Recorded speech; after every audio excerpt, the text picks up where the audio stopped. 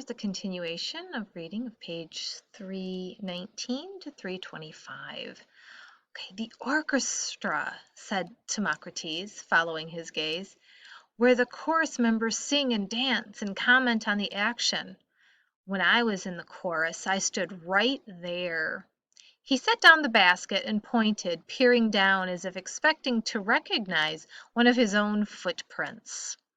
Behind the orchestra was a raised stage where Damien knew the actors would perform. Before the time of Aeschylus, his father had told him, only one actor took the stage, and he had no one to speak to but the chorus.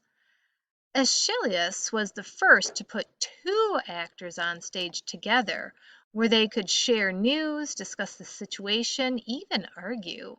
It made his plays much more dramatic. Now Sophocles had added a third actor.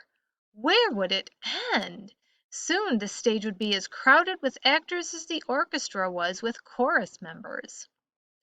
The wooden steps were quickly filling up. Timocrates said, "We'd better sit down." The letter on their tokens told them which row they'd be sitting in. The two young men found their seats and set their cushions down between the markings on the wood that showed how much room they were supposed to take. In the old theater, said Timocrates, the seats were wooden bleachers.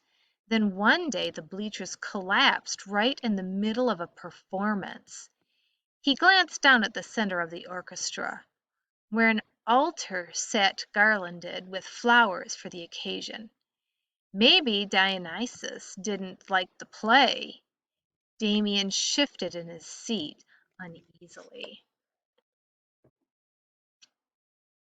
Relax, his cousin clapped him on the shoulder. The only way these seats could go would be if the entire Acropolis caved in. Anyway, he went on, hastily, as if afraid the god might overhear and take him up on his suggestion. Today Sophocles presents his new play, Oedipus the King. Dionysius is sure to be pleased.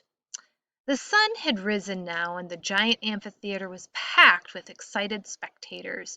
To Damien, every seat seemed full. The air tingled with anticipation. Sophocles was the reigning king of drama, and many were eager to see him triumph yet again. Others were rooting for one of his challengers to topple him from his throne. Vendors hawking snacks added to the festive feeling. Damien's stomach growled as the gleaming heaps of olives, figs, and nuts passed by. But when he saw the coins change hands, he was glad of their own picnic baskets stuffed with bread and cheese. Down near the orchestra, a sudden stir caught his attention. An older man in an elegantly draped wool cloak had just arrived. People moved aside for him respectfully. One of the judges, possibly? Or even Sophocles himself? Timocrates leaned over. "That's Lassus," he said, "the backer of the play. I heard he spent 3,000 drachmas on this performance." 3,000 drachmas!